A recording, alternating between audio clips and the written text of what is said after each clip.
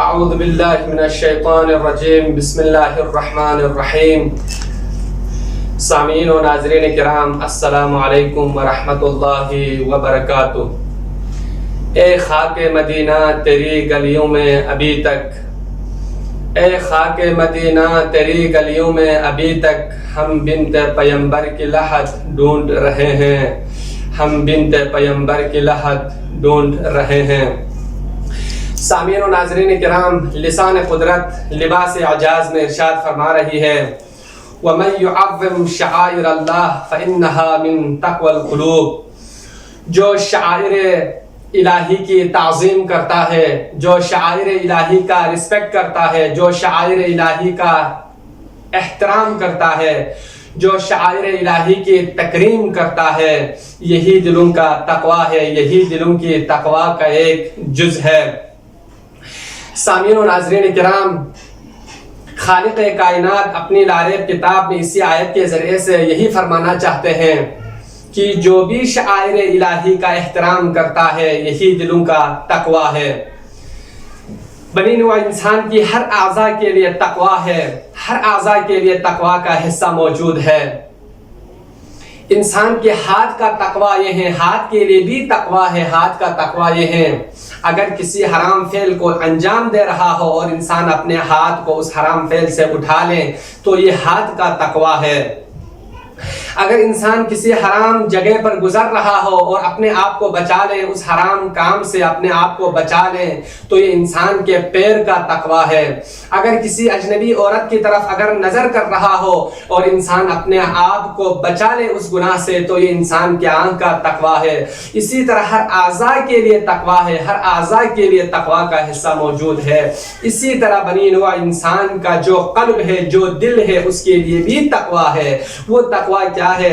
خالق کائنات اپنی لارب کتاب میں ارشاد فرما رہا ہے وَمَن يُعَظِّمْ شَعَائِرَ اللَّهِ فَإِنَّهَا مِن تَقْوَى الْقُلُوبِ، جو شعائر الہی کو رسپیکٹ کرتا ہے، جو شعائر الہی کی تکریم کرتا ہے، یہی دلوں کا تقوی ہے، یہی تقوی کے حصوں میں سے ایک حصہ ہے۔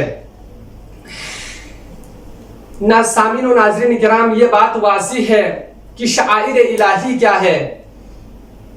شعائر جیسے کہ لفظ جمع کا صیغہ ہے اور اس کا مفرد ہے شعیرہ، جس طرح قبائل جمع ہے اور جس کا مفرد قبیلہ ہے، اور خود شعیرہ کا معنی جو کا دانہ، جو کا چھوٹا جو دانہ ہوتا ہے، جو کہ دانے کو شعیرہ کہا جاتا ہے۔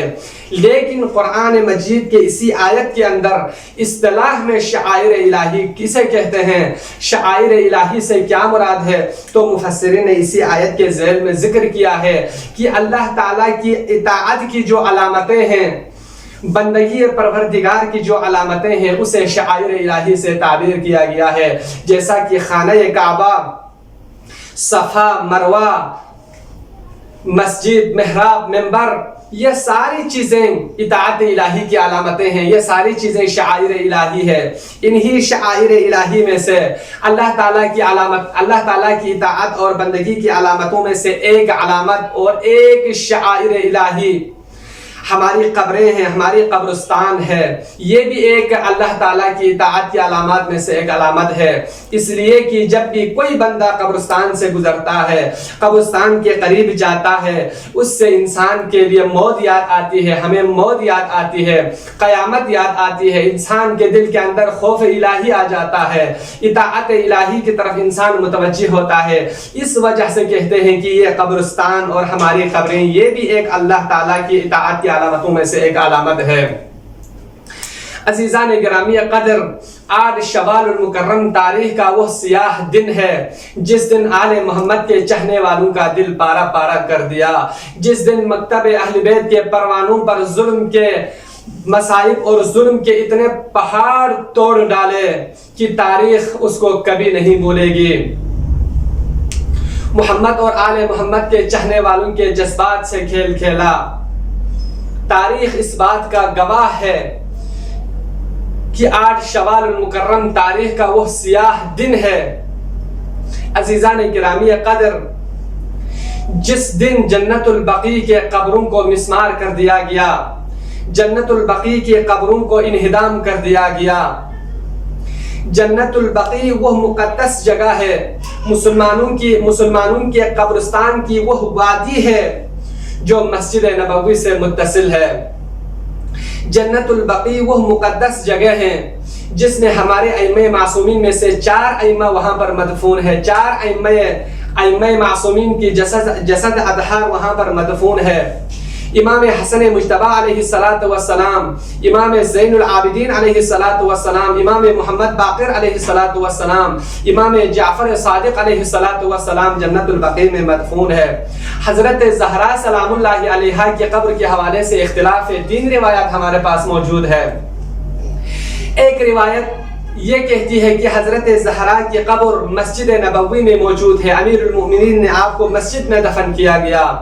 ایک روایت یہ ہے کہ آپ کی قبر خود بیت زہرا میں ہے، بیت الشرف میں موجود ہے۔ اور ایک روایت یہ ہے کہ حضرت زہرا سلام اللہ علیہا کی قبر جنت البقیع میں موجود ہے۔ عزیزان گرامی قدر، جنت البقیع وہ مقدس جگہ ہے جس جگہ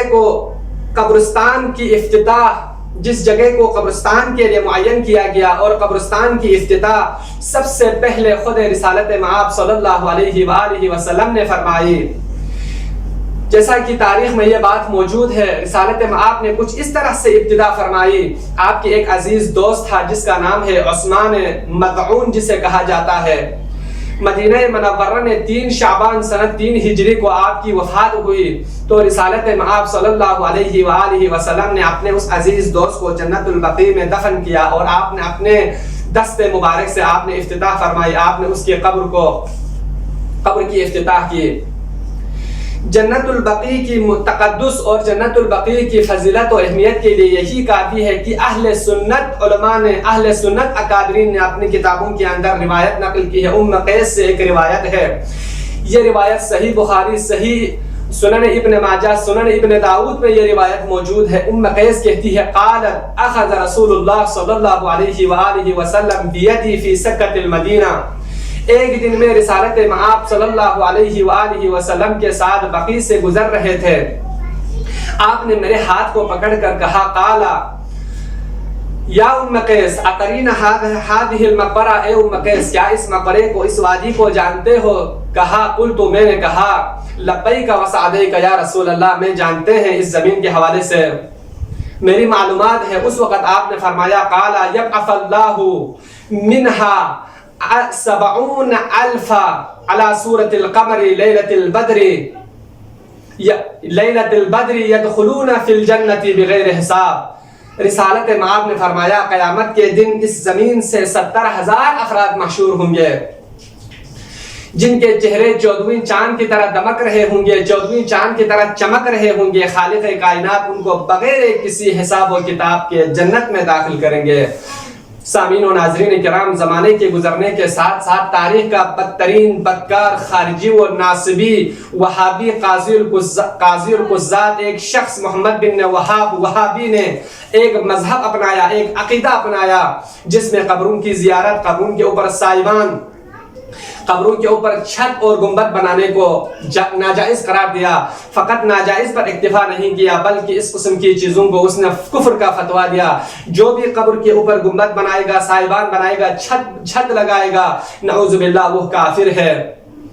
اس ملعون نے اپنی اس تعلیمات کی پرچار شروع کی، تبلیغات شروع کی۔ زمانے کے گزرنے کے ساتھ ساتھ ایک اور ملعون محمد بن سعود کو اس نے اپنا شریک سفر قرار دیا، اپنے اس کام میں اپنے لیے دست بازو اور رفیق قرار دیا۔ زمانے کے گزرنے کے ساتھ ساتھ بالآخر 8 شوال المکرم سنہ 1444 کو جنت البقیع کے قبروں کو انہدام کر دیا گیا، جنت البقیع کے قبروں کو مسمار کر دیا گیا۔ مسلمانوں کے جذبات سے کھیل کھیلا، مسلمانوں کی مقدسات اور اہل بیت کے چاہنے والوں کی مقدسات کی توہین کی گئی۔ مسلمانوں نے اس وقت غم و غصے کا اظہار کیا۔ مختلف ممالک میں مختلف جگہوں پر مسلمانوں نے احتجاج شروع کی۔ کاشف الغطا جیسے ہستی نے آل سعود کے خلاف اس وقت خط لکھا۔ ایرانی حکومت نے اس وقت آل سعود کے خلاف خط لکھا، اگرچہ انقلاب نہیں آیا تھا پھر بھی شیعی حکومت تھی، اس وقت انہوں نے اس کے خلاف خط لکھا۔ پاکستان اس وقت تو نہیں بنا تھا، لیکن بر صغیر کے مسلمانوں نے، شیعوں نے اس وقت احتجاج کیا۔ سامعین و ناظرین کرام، یہ وہ مقدس جگہ ہے۔